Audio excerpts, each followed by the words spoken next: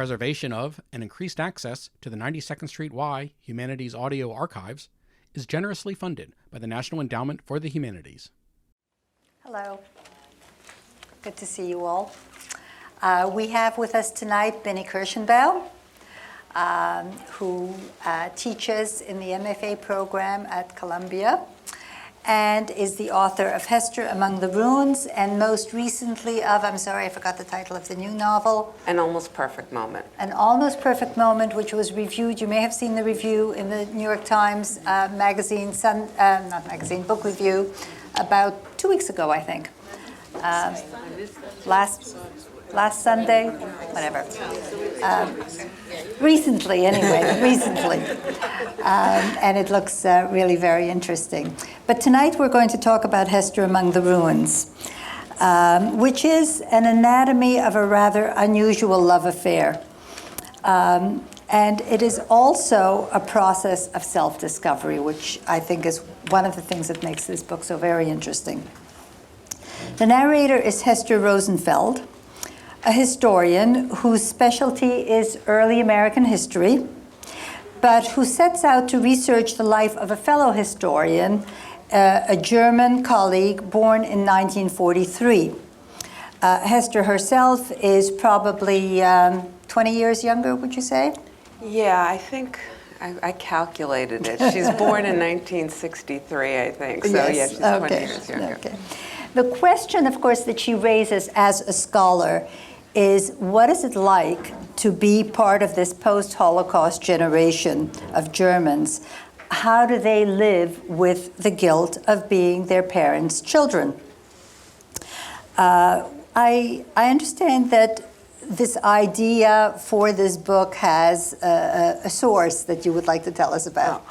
Well, a few years before I wrote the book, or when I was first starting it, I was invited to Germany to give a series of readings from some other books that I had done that were published there and had done well, and my German publisher invited me over and to do a book tour. And when you go on a book tour, you're given an escort, somebody who takes you around from place to place. And the woman who was my escort was about my age, and we really hit it off. I really liked her. And we spent a week together, and pretty much the entire week, because she drove me from place to place and checked me into the hotels and lunch and dinner together every night. And on about the 6th or 7th night, we were having dinner, and she told me that her father was an SS officer. And yeah, I just stopped, and I kind of thought, well, gee, does that change how I feel about her? Because I liked her. And I felt like we were becoming friends of a sort. And all of a sudden I felt, well, I didn't want to be her friend. And I wasn't comfortable sitting there having dinner with her. And then I thought, well, is that fair? She didn't do anything. And this whole question just bothered me. And I thought about it, and I came home, and I actually thought I would write an essay about it. And I started to write the essay, and then, as often happens when I'm writing, I get bored sticking to the facts, and thought, well, it should get more interesting than that, and she should be a man instead of a woman, and maybe they should fall in love, and just sort of maybe wanting to be friends of some sort. And that was the genesis of the book. But it was the question that I really carried through the entire time I was writing it, is even though it's not fair to blame somebody for what their parents did. It just isn't. And yet we have this visceral reaction. And how fair is it to have this visceral reaction? How do we get over having it, or should we get over having it? And those were the questions that I carried with me through writing the book. So Hester's specialty is Puritan America, while her lover and the subject of her research, Heinrich Falk, his area of study is medieval Germany. So it appears that they're both very interested, very focused on understanding the roots of their respective cultures. You make anything of that? Was there anything there that... Well, I wanted them to study the roots of their respective cultures up to a point. And Heinrich, certainly and throughout the book, he does not know what his parents did during the war, and his parents are now dead, and so there is no opportunity really for him to find out. And he wants it that way. He does not want to know what his parents did. Hester's parents were German refugees. They were not Holocaust survivors. They both got out before. She was a late baby. She also doesn't really want to know what happened to her parents, who are also both dead when the book opens. And I felt that there was a kind of irony there that I liked to set up for these characters, that here they were, both consumed with history, both consumed with the history of their respective nations, but both of them putting their heads in the sand when it comes to their own personal histories. Hester becomes infatuated with Heinrich, and their torrid love affair really makes up the backbone of the novel. And as time goes by, she begins to ferret out the secrets of the family and these complex relationships. And it's in that process that she discovers her own identity. So Hester's Jewishness is minimal, really. Religiously, from a religious point of view, it's virtually non-existent. As you said, her parents were immigrants from pre-World War II Germany. It turns out her mother actually from Munich, where Right. she finds herself. And throughout her childhood, they have these heavy accents and a certain foreignness, which is the source of a lot of embarrassment for her. And they themselves try desperately to acculturate themselves to America. I'd like to read a little bit from the novel.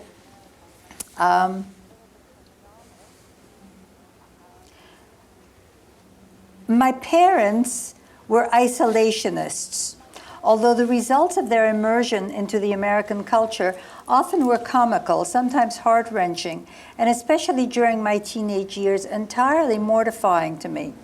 My father, a frizzy-haired, rumpled high school chemistry teacher, lost in the world, adrift in his own mind, experienced rapture in his Barca lounger, bopping his head and finger-snapping to the Delta blues on the hi-fi, which was what he called the stereo, a hi-fi. To the exclusion of all dining pleasure, we ate only what my mother deemed American food: Kellogg's sugar-frosted flakes, Campbell's soup, and rice-a-roni, a dish she truly believed was the haute cuisine of San Francisco. Despite the atrocious Norman Rockwell prints adorning nearly every room of the house, there were innumerable dead giveaways to expose my parents as un-Americans. The inability to master the backyard barbecue grill, which invariably gave off great clouds of black smoke and charred the hamburgers to ash. That I was forced to take violin lessons because, and I quote, "A girl who can play the violin will be popular at all the parties." I didn't do that accent well. My mother, with her poodle haircut, tight curls in the shape of a shower cap, never wore pants like the other mothers in the neighborhood. My father had one pair of blue jeans, etc., etc. So she suffers very much from this background, which she apparently carries with her on her travels. But in Munich, she begins to run into her mother's past, and she doesn't seek it out, she doesn't want it. She does her very best, in fact, in many ways, to avoid it, and yet she keeps bumping into it at every turn. Now, it should be noted that Hester is a very independent woman. So independent, in fact, that she even does her research as a freelance historian. She's not associated with any university. And on a personal and emotional level, she clearly is reluctant to make any kind of a commitment. Heinrich, on the other hand, has been married 3 times. Talk about commitments. He is eager for more marriage and more babies. He has 4 daughters and would love one from Hester. And we'll talk about the psychological factors a little later, but suffice it to say that Hester lives for the moment, runs away from her past, interestingly, as a historian, and rejects a permanent future. Heinrich wants to build, or rather rebuild, Germany single-handedly, apparently, because he's going to have all these babies, right? A better and improved Germany because it's going to be with this exotic, dark-haired wife who will give him these dark-haired, exotic-looking babies. So even on a personal level, leaving aside the Jewish question, this is an affair doomed to failure. Each partner seems to want something quite different out of the relationship, although it must be said that their sexual lives are mutually very satisfying. And you yourself say, only destiny could think up an attraction this intense and this perverse. So this was a very cruel thing to do to these two people. Well, they had a good time while it lasted. Did you have any hope for them at all from the beginning? No, I really didn't. The master planner of this destiny. No, I knew that this could not work for a variety of reasons. And actually, her problem with commitment and his other problem with another kind of commitment was only part of it, of course. But no, I think what I was really trying to say, the conclusion I reached, is that not enough time had passed for these two people to really trust each other. I mean, Hester has problems trusting anybody, and really? She does keep everybody at arm's length. And partly it's a residue of childhood hurt and shame that she doesn't want to really let anybody into her life. As a child, she talks about the fact that she didn't want anybody to come over to her house. She didn't want to be friends with anybody, and this just carried through until she really became a loner. It's possible, had he not been German, had everything been different, maybe at that point in her life she actually was ready to fall in love and make a commitment, because it was also the first time in her life that she was able to look at her past. So she was growing, but I don't think that he could be the end of that growth. I don't think that relationship could have ever worked. So I'd like to turn now to Heinrich Volk. Who is he?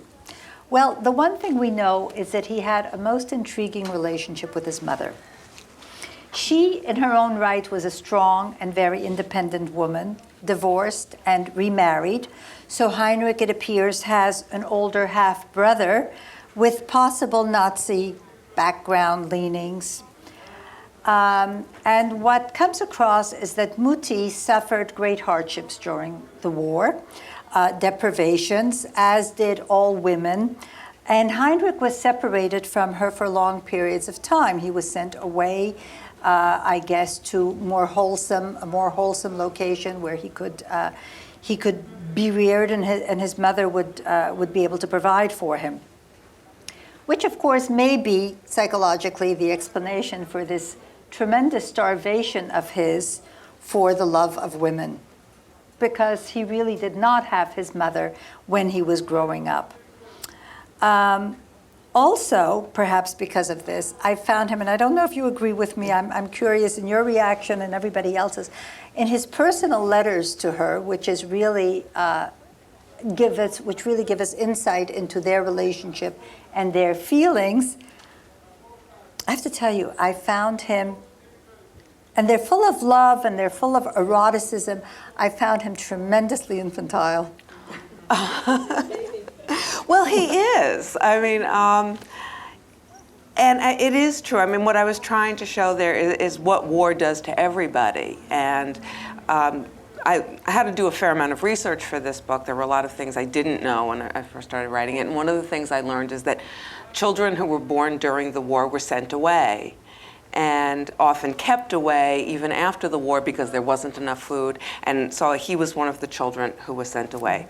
So yes, he is desperate for affection from women, for attention from women. He is infantile. He's completely infantile. I also, though, and this I've gotten mixed responses from women, I also wanted him to be charming. And some women just found him despicable. They could not stand that he had that many wives, that he was such a runaround, that he was that infantile. And other women found him extremely charming. And I did want him to be charming. I wanted him to obviously be very flawed, as he is. But the flaws as a result of the way he was raised and the life that he was dropped into. So maybe we should take a vote, by ourselves. And it's a good thing there are mostly women in the audience tonight. Did you find him charming, endearing? No. It wasn't my time. I see this and I see this all over the room. Well, one of the things that is interesting too, and this book has been out in Europe now in a few different countries, and I've spoken to people there. European women, of course, are much more tolerant of their husbands having mistresses than American women are. So that didn't bother the European women. And some American women didn't seem to mind the mistresses. And then, of course, others, that was the bone of contention, that he obviously is not faithful to anybody. But he aims to please, right? He does want to please. He does want to make them all happy, yes. He tries. Another interesting thing about Heinrich is that he clings to the idea that his mother was part Jewish. And that suggests that to the German mind, that kind of association, and we see it several times, we'll talk about his first wife, that kind of association implies a kind of an absolution of the national sins. I found that very, very interesting. When I started writing the book in earnest, I went and stayed in Germany for quite some time, and to get a better feel both for the country and the people. And one of the things that I was discovering is there were a tremendous amount of people who were hoping to have some Jewish relative somewhere. And I even met people, this is, I found the most mind-boggling part, who said they were Jewish when they weren't. There's a high rate of conversion there. And I couldn't figure this out. And I think partly it is looking for absolution, but I also think that it's a lot of victim identification. And the other side of it is, which is a kind of prejudice in its own way, which I do talk about in the book, is the philo-Semitism, and this idea that and many, many Germans will say this, that they think Jews are superior. And so to have a Jewish relative is to render you superior by your very being. And I was asking a woman that I know there who is decidedly, and I've come to learn, really not Jewish, but she insists she is. And I asked somebody, I said, but why does she do that? And they said, well, if she says she's Jewish, she doesn't have to prove that she's intelligent, because everybody will just assume that she is. She doesn't have to prove that she's sexy, because everybody will just assume that she is. And everybody will like her more and want to be her friend. And she'll get better service in restaurants. And so it's this, it's a code word somehow for all these other things, which is really bizarre, and especially given their history, but that's it. And so there's a lot of victim identification. There's a lot of this being a code for other things. In Heinrich's case, I think that he suspects, as does Hester, that his mother was guilty of something. Mm-hmm. That his mother had some sort of an important job during the war, and she worked, and she was a government official of some sort. And I think, yes, this is partly to absolve his own guilt in a way that could make him not look at what she did. If she was part Jewish, well, then he wouldn't have to face that maybe she did something terrible. When Hester's notes, we find this comment, I quote, "Is this fixation on women perhaps not limited to Heinrich, but now a national collective consciousness, the result of fathers dead, in prison, shamed? Has there been a generational and national shift from fatherland to matriarchy?" Which would imply a kind of a softer, less aggressive identity than, I suppose, than is implied in fatherland. Well, not with German women. No. But I think that happens really any time that families are torn apart, and when there's a lot of death of the men. The women do have to take over. They do have to become the strong ones. They do have to run the family, and there is a shift. And I did notice that despite the fact that feminism has not come to Germany the way it has here, and women are actually not as independent in many, many ways, they really do seem to run things much more. And the men are cowed by them very easily. They don't stand up to women very well. And do you think that that is a recent and contemporary phenomenon? I mean, I can't imagine that having been the case. That's certainly not the image that, that was projected by Germans, German literature, German films. No, I do culture. think it's recent, and my hunch is, as Hester's, that it is a result of the war, of the loss of so many German men, and the women then taking over and running the families, if nothing else. Mm-hmm. Heinrich's first father-in-law was a Gestapo man, so I guess much like the father of your friend. But as he describes the relationship with him, there was a certain amount of friction, which is not uncommon between a father-in-law and a son-in-law. But the friction between them was due not to the father-in-law's Nazi past that Heinrich resented, but to Heinrich's leanings as a very young man and as a young student to communism. So that opens up a whole other area of post-World War II Germany. Would you like to talk about that? Well, one of the other things that I noticed when I was there is that many people would say to me, I had an uncle who was a Nazi. And I thought, all these uncles and no fathers. And I think when things got too close, it just got too uncomfortable. And in the case with his father-in-law, I think that he falls in love with this young girl. He's a student at the time. They get married. And it now starts to become very close. In the case of the father-in-law, he had been jailed for war crimes. And so it was very, very close. And to sit and to have to confront this is, don't get me wrong, I'm not excusing anybody, but if we sit and we imagine that we grow up loving our parents and we reach a certain age and we discover that our parents have done something atrocious, it's an enormous thing to have to look at. And can we really do that? And how well can we do that? And in the book, when Heinrich meets his first wife, and they are students, and early on into their relationship, and he's fallen in love with her, she confesses this about her father, and she's crying and crying. And all he says is all he can think about is the fact that she's crying, and he wants to comfort her. And he just doesn't want to go there. He doesn't want to have to look at who this man really is, because now this man is his father-in-law, part of his family. Mm-hmm. As for his own father, let me read you. This is what he says, and Hester dutifully records this. Soft and old and led around by the nose. The only thing I ever learned from him was fishing, and I rebelled against it. But it wasn't just him, it was that whole generation. They followed some idiot, they slaughtered innocent people, and quite a few got killed or maimed in the process. They got caught, they lost the war, they brought shame over all of us. They were not available when our mothers were bombed by the Allies and raped by the Russians. So I think that this is tremendous, because this is clearly not about guilt.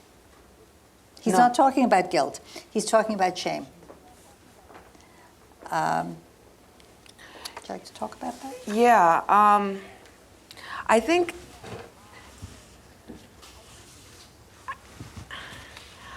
in some ways shame is both easier to cope with because it absolves oneself.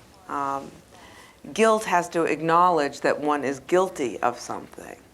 And I think that's what that generation wasn't quite ready to do. And again, I think because it is the father, it was what I just said, that this is, even though Heinrich says he doesn't like his father and he has no relationship with his father, it's still his father. And to sit there and say, my father actively did these terrible things, and I am guilty for them, is I think a little bit too close. And so I think that to cloak oneself in shame is somewhat more comforting because, again, it allows the person to be a victim in a way. These terrible things happened to us too. We were bombed, our mothers were raped, we were also victims of this war, and I'm ashamed of what my father did, but I didn't do anything, which in a way is true. He didn't do anything, he was an infant. Yet the inability to acknowledge the collective guilt, which I think, in our country too, we're not all that different in some ways. How long did it take for us to acknowledge what we did with slaves? How long did it take us to actually acknowledge what we did to the Native Americans? We didn't do it right away. And we also, I think, I often would say, my family wasn't here then. We didn't do anything. And so I could profess shame for what my government might have done, but I would absolve myself and my family. And yet, now, many generations later, I think we're able to say, wait a minute, we really bear a collective guilt. And that's what I thought a lot of the Germans still could not do. They could point the finger at the government, they could point the finger at the generation before them, but not to yet acknowledge the collective guilt that they bore as Germans, even though they weren't born or they weren't there, or they weren't responsible. So one of the interesting characters that we mentioned before is Heinrich's first wife, Constance. And I found her philo-Semitism hilarious. I mean, her kashrut, her dedication to Jewish culture. It's really very, very funny, the restaurant scene and so on. But in her eyes, her father's murderous past elicits also not guilt, not shame, but this victimhood that you were talking about. But I thought that it was perhaps because she was a woman and therefore, perceives herself as more passive. In other words, I didn't think that, I thought that perhaps men, or a man, would not have had, a man of her generation, would not have had the same reaction. Did you meet men as well who manifested the same kind of philo-Semitism? Yeah, absolutely. They, not so much in the home the way she does, with, I think she circumcises her son, and she keeps kosher, and so she does it in the mothering way inside the home, which of course men aren't going to do. Because they're not cooking and they're not sort of taking charge of the children in the same way. But there was the decided philo-Semitism. Every time I read there, and usually readings and things like that were organized by men, and they would say to me, I'd get there and they'd say, oh, we're going to have music accompanying you, and it was always a klezmer band. And they would be so very proud of this. And very excited, and always wanting to talk about Jewish issues and Jewish questions.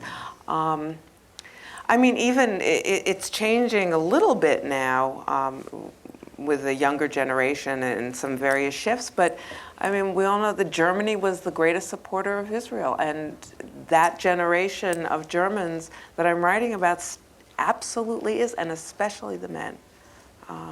They're staunch about it. They're absolutely staunch supporters of Israel. So, and they do have that philo-Semitism, and they do think, I mean, Heinrich says this, and that they do think, Jewish women are just the most beautiful, wonderful things that ever walked the planet, and they all want to listen to klezmer music, and they all want to go to the kosher restaurant, and so it manifests itself in a slightly different way, but it's decidedly there. So you actually think that she is representative of her generation? Yeah. I mean, certainly not everybody. And I think I would imagine as you get into smaller towns and people are more provincial, they don't necessarily feel that way. But there really was a tremendous amount of that, yeah. This, of course, is Munich. Your depiction of Munich is almost surreal. It's a place where all things Jewish are esteemed. For example, the Jewish star that she buys that win her the smiles and instant service. But it's also a place that is decidedly German. You know, the beer gardens, the obsessive cleanliness of the place.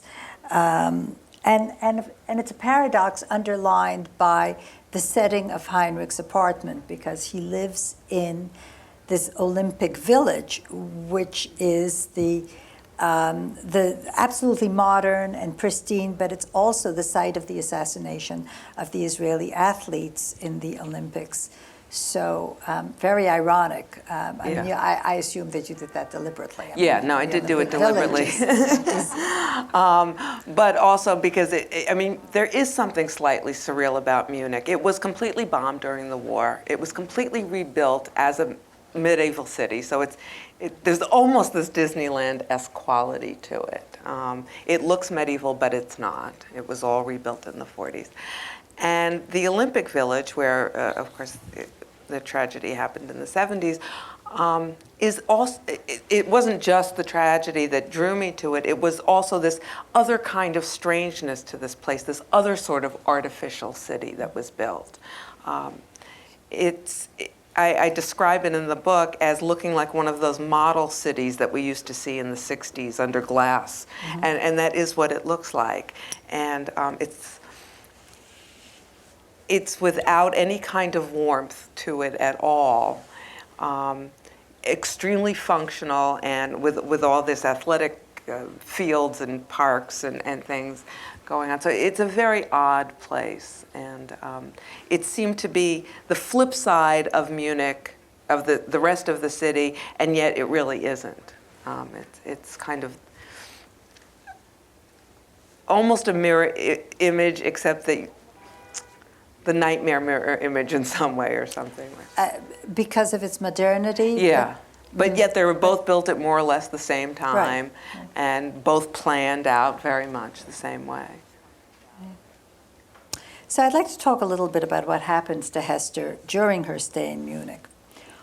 Number one, she runs into a gang of young men with shaved heads who are singing these belligerent-sounding songs. I mean, she doesn't understand the language, but they appear to her and to us as we're reading about it, they appear to us as skinheads, neo-Nazis. It turns out, at least she is told, that no, these are Croatian soccer fans. But somehow, even then, it's not a comforting image. No, of course not. I mean, there's certain things that we could see in another place, but when we see them in Germany, it has an entirely different connotation. I suspect if she were in Italy and she saw a bunch of kids running around with flags and screaming and singing and carrying on, she wouldn't be perhaps as frightened as to see such a thing in Germany, because everything there resonates. Although I must tell you that I was in Rome a few years ago when there was a very, very big soccer match. And that is precisely what happened. There were crowds and crowds of young men in the streets singing and carrying flags, celebrating their victory. And I found it very disturbing nonetheless, even though, Well, that's true, but I had the same experience in Madison, Wisconsin, when the football team was out on the street. So, it's possible that just a bunch of guys, cheering on the team is a little frightening wherever you are. But things resonate in Germany and where they don't in other ways. Mm-hmm. Mm-hmm. So number two, she jaywalks, or maybe that was number one. And of course, she's reprimanded by this German woman who is representative of all of these Germans with their puritanical streak, right? And Hester associates her with the denouncers of the past. Her response is, I think, in many cases, typically American. First of all, she gives the woman the finger. Then she defies German rules by also not paying on the metro.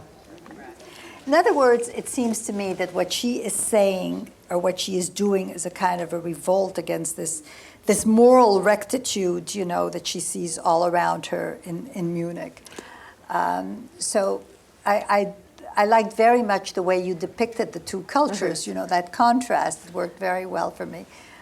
Well, of course, even though she's not aware of it when she first goes there, she does come to acknowledge eventually that she goes there with a chip on her shoulder. She's angry, and she's going to be angry at everybody and everything. And so, yeah, she is going to defy everything. She's not going to be a polite guest the way maybe she would if she were in some other country, and she would perhaps be more inclined to either obey the rules or follow the custom. She's mad there, and she's not going to do that. But don't you think it's very American? Not that we're necessarily rude. I don't think we're quite the ugly American tourists that we used to be. No, but I don't think there's anything ugly about it. You see, I think that it's extremely independent. Well, that's it's a refusal to accept the strictures. Well, that's true. I mean, I think we are just by nature perhaps a little more individualistic, if nothing else. Right. I know the first time I went and came back, and I was talking to somebody who had spent a fair amount of time there too, and I was talking about, you know, if you cross the street and people go crazy, and, you know, every little time you break a rule, and she looked at me and she said, "Try eating on the subway and see what happens." And so we all seem to be somewhat aware of that they're a bit more authoritarian, I think, and a bit more. Just a tad. Yeah, and it matters more there that one obeys the rules. Finally, what happens to Hester is she and Heinrich take a trip through the German countryside, and they meet the half-brother, among others. But I think that probably the turning point, well, there are a couple, but one was the cathedral in Bamberg with the two statues, one representing Ecclesia, you know, the church, triumphant, and the other, the synagogue, who is blindfolded, whose staff is broken, the tablets are falling. So, you know, I was wondering whether you'd like to talk about Daniel Goldhagen at this point. Because it seems to me you must have been thinking about him at some point along the way. Well, I thought about his book quite a bit, you know, while I was there and while I was writing this.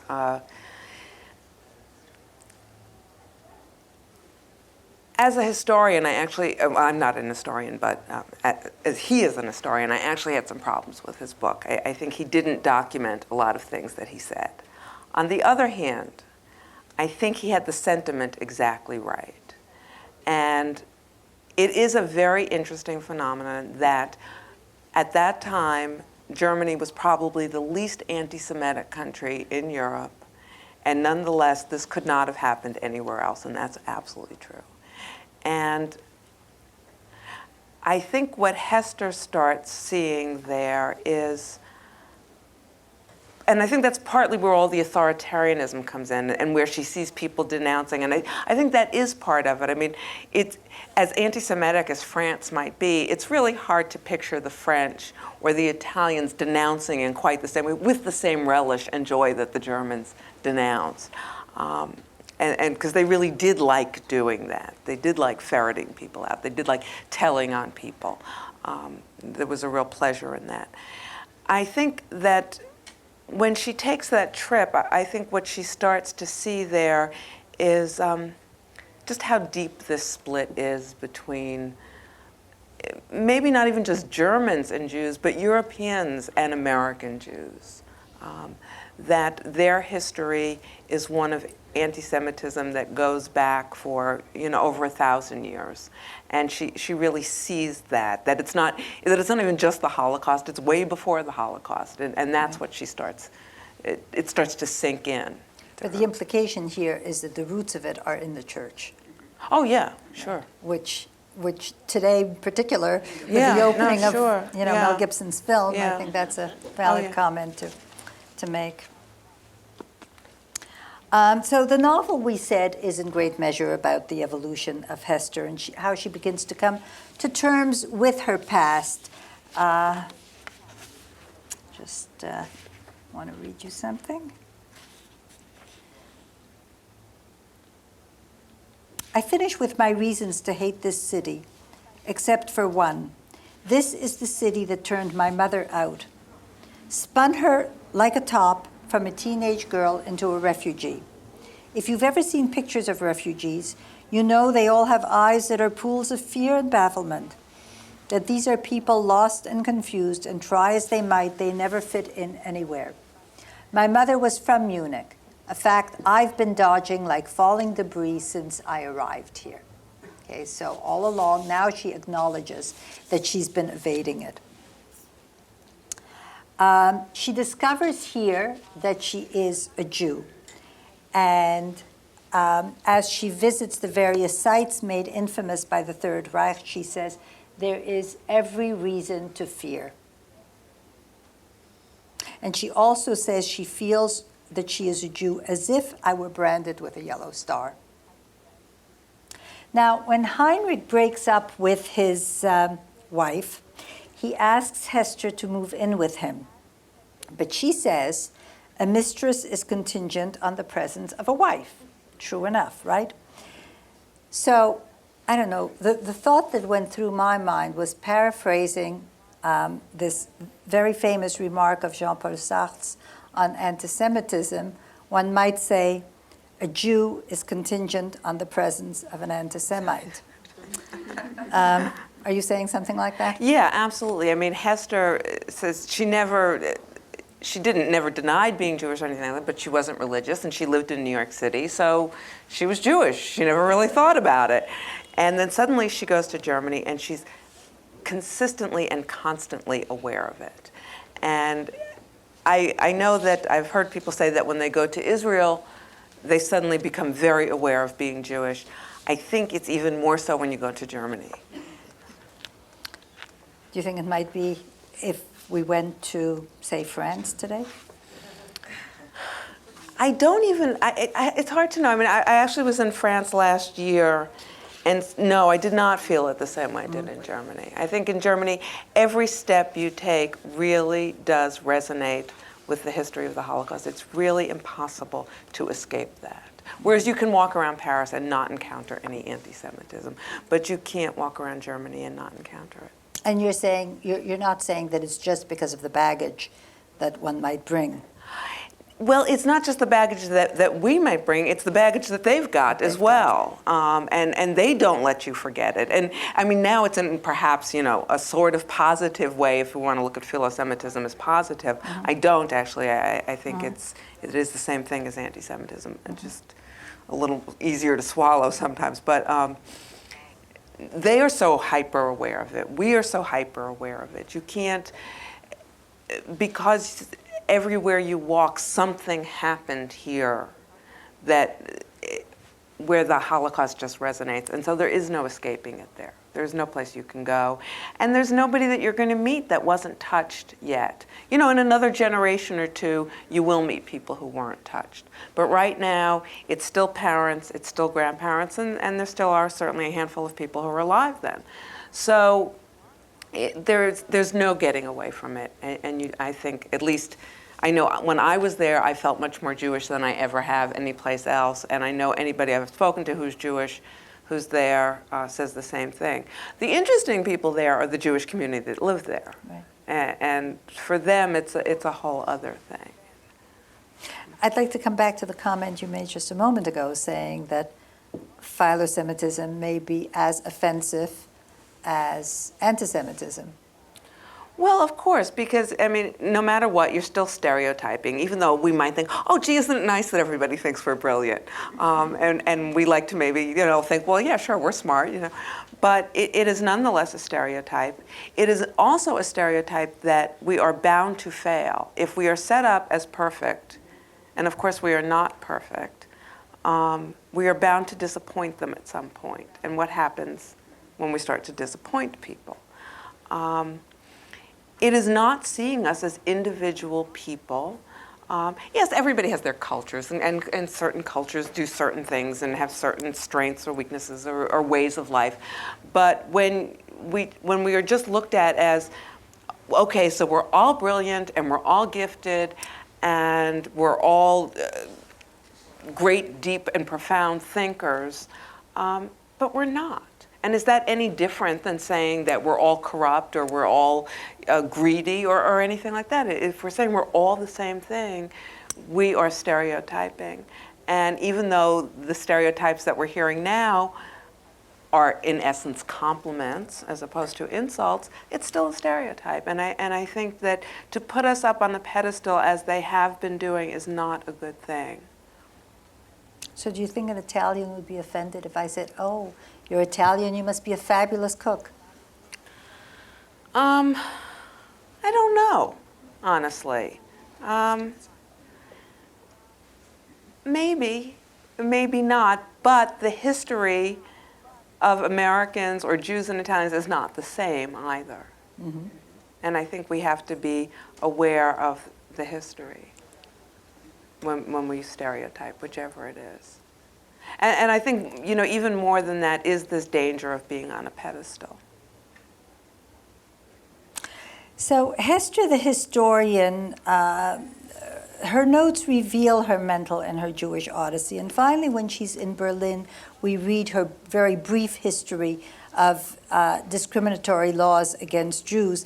Then she visits the museum at the Wannsee Conference House, where the decision was actually made to exterminate the Jews. It is actually, and she's with Heinrich, and it is actually he who has a very visibly emotional reaction. His face is wet with tears. Maybe you want to leave, I ask him. Frankly, there's nothing here we don't know already. In fact, I'm the one who wants to leave, because I don't know how to conjure images other than those before me. Can I make myself blind to what is right in front of my nose? Certainly others have managed. Only at the photographs of the Warsaw Uprising do my symptoms of distress abate. Buoyed by the strength of the resistance, I experience dignity. But then with the next set of pictures of yet more victims, that dignity is dashed, put down the way the rebellion was. Witnessing the fear captured on film, I consider how some Israelis, so disdainful of these victims, refer to them as sabonim, soap. Yes, I'm ashamed of my shame, but there you have it. If Hester has found her Jewish identity, it's not a very positive one or a very joyous one. Is that enough? Well, I think it's her beginning. She's a character, and in essence, this is the end of her life. But if we were but if we were going to continue on, I would say this is her beginning. This is her first true acknowledgement of who she is, of what she was running from. What she was running from was this sense of shame. She saw her parents and their plight as victims. As victim is something to be ashamed of. It renders you weak. And if you're weak, that's a shame. And she finally, I think, comes to understand that that is not the case. So while there's no joy in her Judaism at the moment, I would hope that eventually she will find that. But first she had to find out who she was before she could move on. Well, actually, I have a lot of hope for Hester, because she leaves Heinrich, which was a good thing to do. And after we find her back in New York, she's involved again in American history, but now it's not the Puritans, it's early Jewish settlers. And I would say that that's a move in the right direction. Yeah, would you definitely, not? yeah. Okay. So, since 9/11, I guess, we've become painfully aware of the resurgence of anti-Semitism. I, of course, mentioned France a moment ago. So I just want to take a look at a passage here on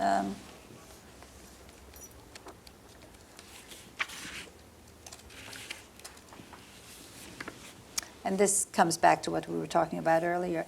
Another truly truthful thing. To give in to this philo-Semitism is sorely tempting. To be exalted could be great fun, a lark to be lady of the manor. Sigrid as my handmaiden, wearing a white cap, the fringe of her red hair peeking out, saying, yes, milady, and dashing about the castle to do my bidding, whatever that is. I might find it comfy up there on the pedestal, but I know ultimately dangerous. The position of the exalted is not a stable one.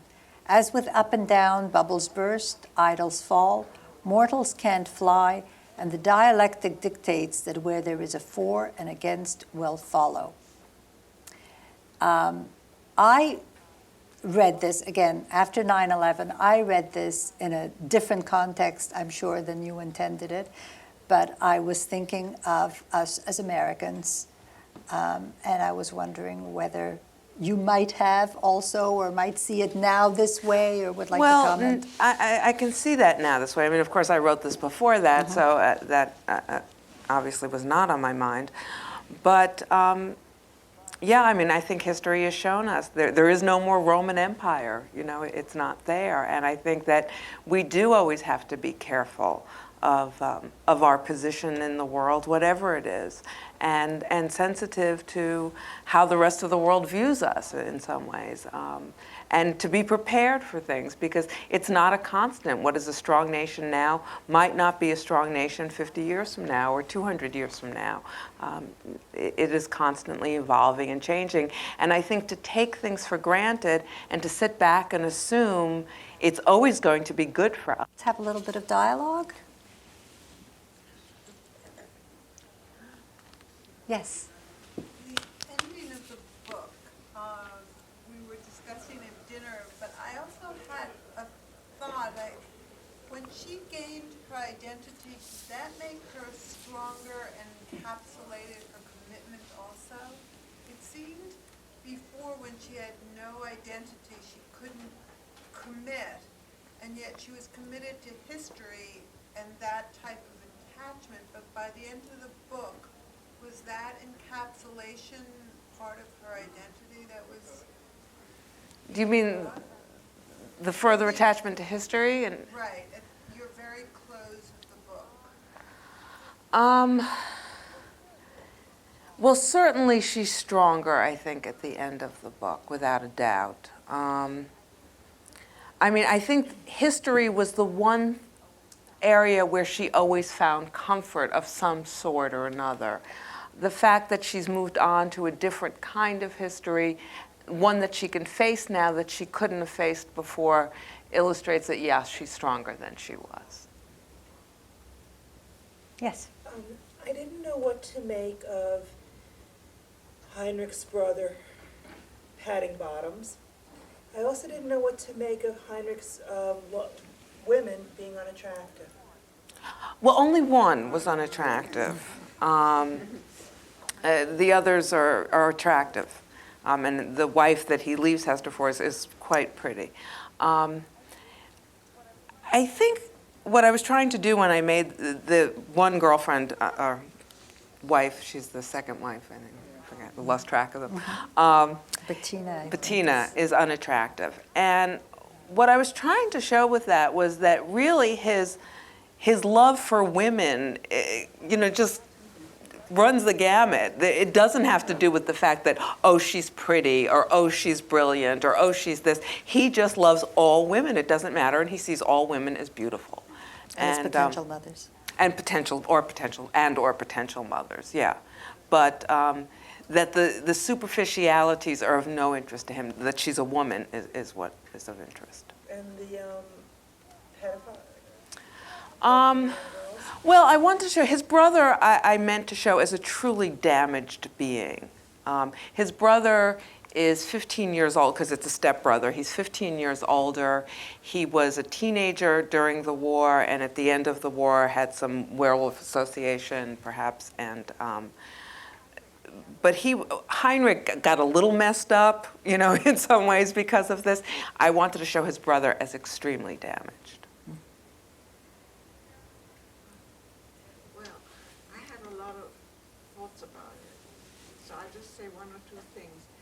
I really like the underlying psychological depth. I've interpreted the story as a little bit differently. I took her to be an unreliable narrator, not a completely reliable narrator. And as such, what really hurts their relationship is the fact that against her will, she's determined to find some Nazi aspect to his, Oh, you're absolutely right. and that she will never stop. It's a Right. compulsion. And actually what she finds is more an insinuation that there is something to be found, but it's nothing definite. She never does find anything definite. No, she does not find And anything I felt definite. in his case, it's also the fact that his philo-Semitism and the fact that he makes her dress up in all sorts of jewelry and stuff like that is really, I didn't think it had anything so much to do with Nazism or anti-Semitism of the Nazi period, but it's really more traditionally of his sort of upper-class aristocratic background that you have certain misgivings about Jews, even if you like them. So that sort of comes out in his comment, and that's what he's really fighting against. He is fighting. So that, I felt, the basic structure of their relationship is, as you said, in other ways, damaged. The dynamic of their relationship will not survive. Now, I had another, and I thought that was very good. Thank you. Now, I thought your comments were very good. I did have a criticism. Would you mind my saying? No, go right ahead. Well, I found that the parents, I have a German-Jewish background myself, so I found that the role of the parents was very stereotypical. They really... Her parents. Her parents. Yeah. If he had really worked for this Kaiser Wilhelm Institute in Berlin, he would have been a highly sophisticated kind of a guy who would probably have been snapped up, even if American universities didn't take refugees at first. In the end, they took people like that. He would have been the kind of person, outdoor person, you know, who talked about mathematics while he was hiking through the mountains. He wouldn't have been the kind of person who ironed his blue jeans and who never took, you know. And the mother, well, I don't want to get into that, but I feel that the parents, you know, Hester's secret, big deal. You know, Hester's secret that her parents are German Jews and that she's ashamed of them is not that significant to me, because the way the parents are shown at the beginning, it's really more as stereotypical immigrants. They are not shown as typical of their background or class. Well, that's what I want to say. So that I really didn't see what the big deal was. And secondly, even if the father would have been ancient, if he had worked for Fritz Haber in 1933 right. as a PhD candidate, he would have been born around before the First World War. He would have been, and he would have been 20 years older than his wife. I worked that all out mathematically. But the thing is, if she had grown up in that kind of a home, she would have had some inkling of I hate to say it because, you know, I'm anti-German myself, but of German culture, because the parents wouldn't just have eaten whatever it is, you know, some kind of fish, herring or something.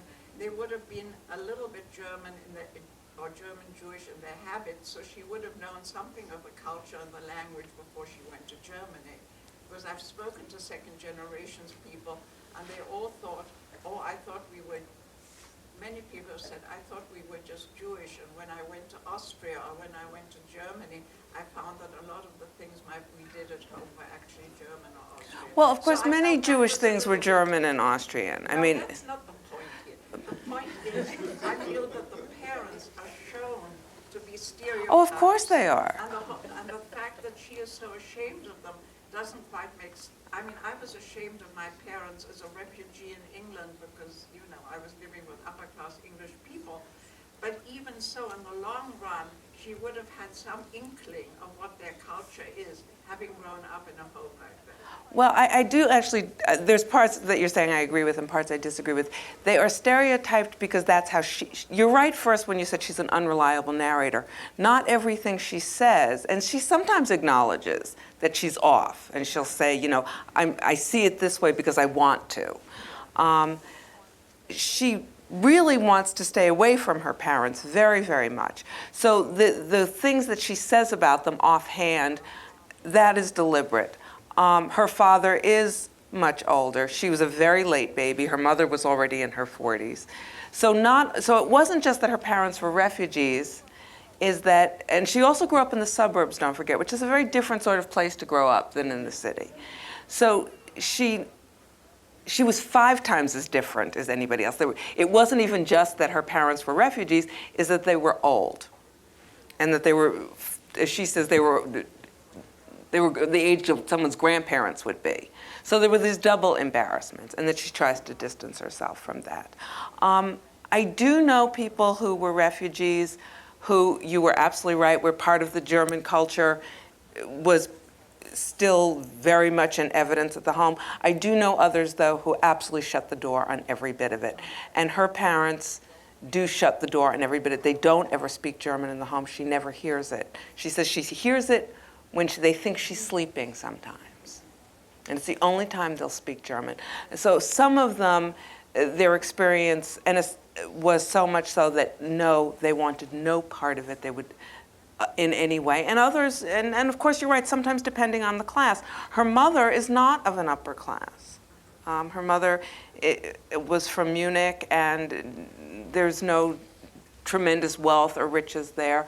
Her father, while he was an educated man, what I tried to show is that by the time he got to America and resettled his life, he also was a broken human being. He was not capable of going off to, the Institute for Advanced Studies. He was just lost.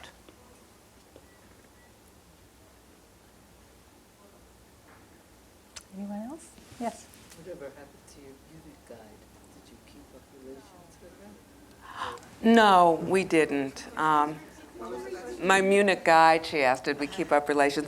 No, which is, I don't feel bad about it, because you don't necessarily keep up relations with somebody that you met while you were traveling, and I don't know, even if that hadn't happened, whether we would have kept up or not. Though, because I spent a lot of time in Germany after during the time I was working on this book, I did make other German friends, and some of whom I'm extremely fond of, and I've gone back to visit even though my book is over or finished. And some of them had parents and grandparents with pasts that are less than stellar. But Why do you think she felt compelled to tell you this? guilt. Yeah. I think that it was, my sense is when she told me that it had been there the whole week, and it finally got blurted out. She felt, the need. I do find that, though, a lot when I'm over there, that people do have the need to tell. When I said I have other friends whose parents or grandparents did things, they do tell. Well, just to interject myself, I have Sure. a friend who goes to Germany a lot, and she says everybody tells, the first thing they tell her is, I had a Jewish grandmother. Yeah. No, everybody wants, everybody's got a part somewhere. There's always somebody somewhere. I was interested in the juxtaposition of so many different motifs in it, the history quotations, and then coming up with that idea that you had a memoir to quote from, of course the letters. I mean, could you talk to that a little bit? Well, partly that's how an historian works.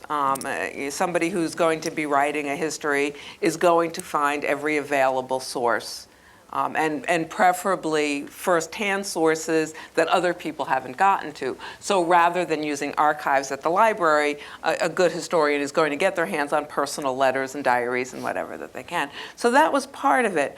But I also wanted, as best I could, to show the different points of view. I didn't, and again, please don't misinterpret, I'm not excusing anybody during that time or apologizing for anybody, but I did want to be as balanced as I possibly could, and to say that there were people, Germans did suffer during the war. There's no getting around that. They did starve. The bombs did fall from the sky all the time. And I don't know if I appreciated how horrible that was until 9/11, what that must have been like to have the bombs coming down all the time. And I wanted to show that. I didn't want this to be completely one-sided. Jews are good, Germans are terrible, and nothing bad ever happened to them, and only bad things happen to us. So, I mean, I did want to show that there are complexities to these relationships. In that same vein, it's also true that there were righteous Gentiles in Absolutely. Germany. There were Germans Absolutely. who risked their lives Yeah. to save Jewish. That's right, and that, you know, it's interesting. I spoke to a book club once, a few months back, where they were all either survivors or children of survivors, and we started talking about that because one of them, you know, sort of blanketly condemned in the way Goldhagen did, all Germans are bad, and one of the women who had been saved because a family hit her, and she pointed that out. She said, "Think about it now. Would you risk your family, your children's lives, to save a stranger?" And how tremendously brave that was. Granted, there weren't zillions of them, but those that were there, there were enough that people lived, and There weren't enough. If there'd been enough, there wouldn't have been a Holocaust. right, But there were right. But there were some, and yes, significant and it was a tremendously brave thing for them. to Did you have done. consider creating such a character? Or? No, and I guess because a lot, you know, or some has been written about them, and I think it would have complicated what I was trying to do, and sort of shifting. I mean, because those were truly extraordinary people, I think. I mean, in their bravery, and I didn't want anybody in my book to be extraordinary. They were all just sort of average people. Can I ask, his affection to women and his unacknowledgement of his grandsons, I thought in a way, and this is very far-fetched, that he thought that women couldn't do what the men did during the time of the Holocaust, and therefore he can promote in his mind women because he wouldn't then ever think he was going to create or be part of a generation that could annihilate again. And then I thought, there are a lot of people who say, well, my best friend is Jewish, or my best friend is whatever, and that takes them off the hook. And I thought that by doing this love for Jews, and this outright, I found disgraceful in my mind, because I thought that took them off their hook, so to speak, of dealing with whatever situation. And I don't know the answer. I don't know what the answer is, and I thank you for putting that up in the book. But I think we all do that every day by saying, well, we have a friend who's like this, or my best friend is so-and-so. Yeah, I mean, the first comment that you made I hadn't thought of, but it's very good. So I wish I had thought of it. We'll say it's in the book. Yeah, I don't have answers to those things either. I really don't know. And of course, one of the nice things about writing a novel is that we don't have to have all the answers. It is not a text. It's not a definitive work in that way. It is the story of these two people and their lives. And that was part of why she doesn't really ever find out what his parents did, because there's so many, and that's what I wanted to show, there's so many things we'll never know. There aren't answers to everything. She doesn't know what his family did. He doesn't know what his family did. Yes. In the book, she is going to study history by looking at a common German man. So how would you say that Heinrich represents Germany? Well, he's a war baby. He's born during the war. But really, actually, in the book, the reason she decides to write this book is not because she's driven by being Jewish. She meets him first. Initially, her idea is she thinks she's bored with American history. She wants to do something else. She thinks that maybe she might be interested in medieval history. And she meets him at a conference, and she's tremendously attracted to him. This becomes, initially, it's a ruse to spend time with him. So, and she says, well, you know, you can be the German everyman, you're a war baby, and that she'll study the war baby. So whether he really is the German everyman or not, I don't know. She wanted him to be because she wanted to be able to spend time with him. And I suppose in some ways he is just simply because of when and where he was born. Could you comment on what you had in mind when you put such distance between him and the grandchildren? Well, one thing, he's very vain, which I had to make him very vain because only somebody very vain would have really shown her all the things he shows her. Most people would have been a little more circumspect, I think, and a little more private about, rather than saying, sure, here's my mother's letters, here's my father's diary, look whatever you want, that he's very vain. The grandchildren, I meant to show that it was a vanity, that he didn't want to be thought of as so old that he had grandchildren. That it was nothing more than that. Okay. I thought there might be some parallel with the distance. No, it The was older really just, generation to the distance no, it of was the just younger. really, he was being vain. He didn't want to think about that. Yeah. He wanted to be, because she said, he's handsome and he wants to be thought of as handsome. Yes. Judith Miller, who's come under a lot of criticism. Judith Miller, who came under a lot of criticism because of her reporting from Iraq a number of years ago, wrote a really wonderful book, I thought, and it got very good press, One by One, I think is what it's called, and what it did was, from a journalistic perspective, what she tried to do was see how these countries, Germany, Austria, and some other Eastern European countries, had worked through what they had done.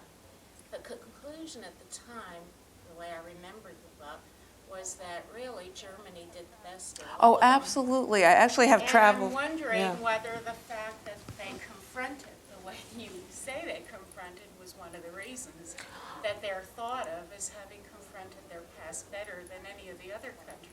They definitely, I mean, from what I can tell, I spent some time in Austria as well, and I think she wrote the book after Waldheim, but yeah. I'm not 100%, but it's not a new book. No, it was interesting because I have spent some time in Austria, I spent some time in Poland, and the Germans decidedly have confronted it better than the others. I actually, the first time I was in Austria and I was talking with somebody and he referred to the Austrians as Hitler's first victims, I started laughing. I thought that was a joke. And then he's not laughing, they're serious. And I thought, how could you think that? They had nothing to do with it as far as they were concerned. They were victims too, and the Poles also feel they were victims too.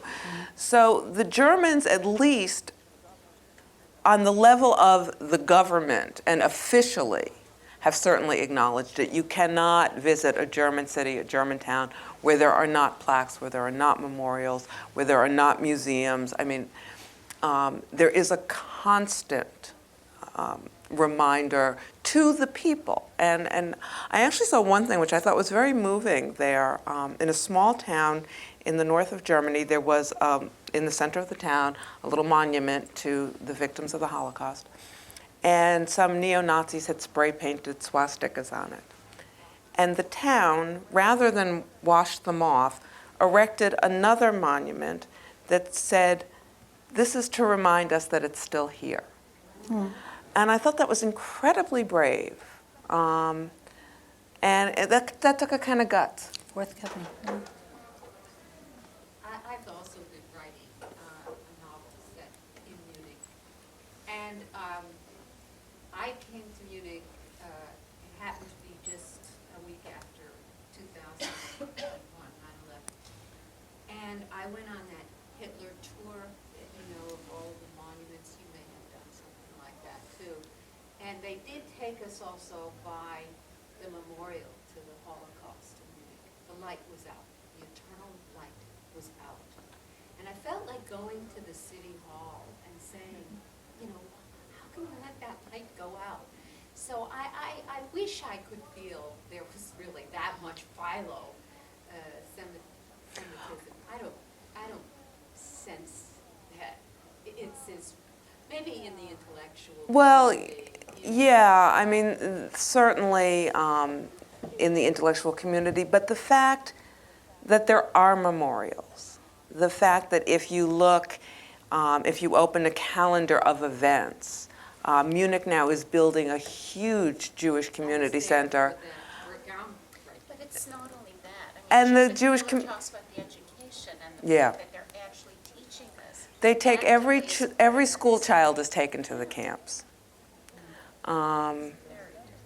You know, it doesn't excuse, and yes, of course, there's still anti-Semitism there. There's still anti-Semitism here. There's anti-Semitism everywhere. People are going to be racist and intolerant wherever you go, and that's not going to change. But every child is taken to the camps. They do learn about it extensively at school. Monuments are there. Museums are there, where they're not in other places. I mean, we have no museum to slavery in this country. Yes. I found Hester's shame dissonant. I expected anger at that moment. Anger toward the Germans, you mean, or anger?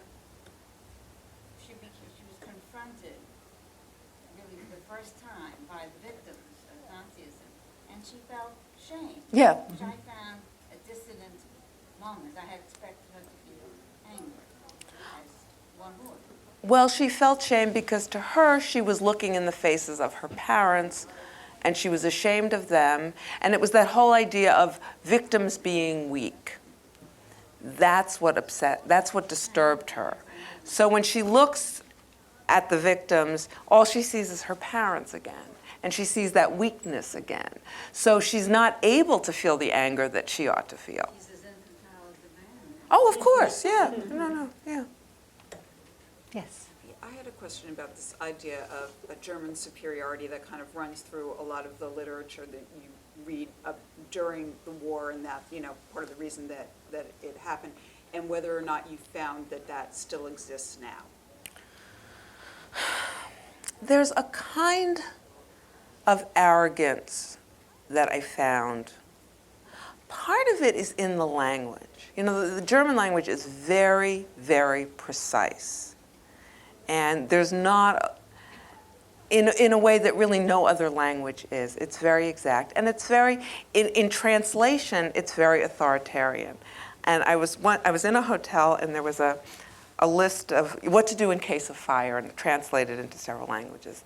In English, it translated, the first thing was, you must not panic.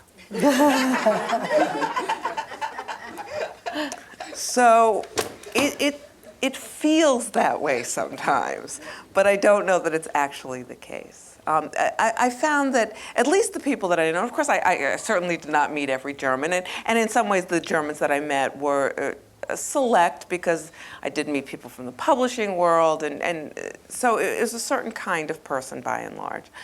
But if anything, I found them to be quite self-critical. Except now with Iraq, they're not. Now that they got a little, you know, full of themselves again. But other than that, quite critical. Well, on that note, I think we're going to say thank you very, very much, thank Binnie you. Kirshenbaum. It was lovely having you. Thank you. And we look forward to going out and buying that other novel, that next novel. Thank you. Thanks for listening.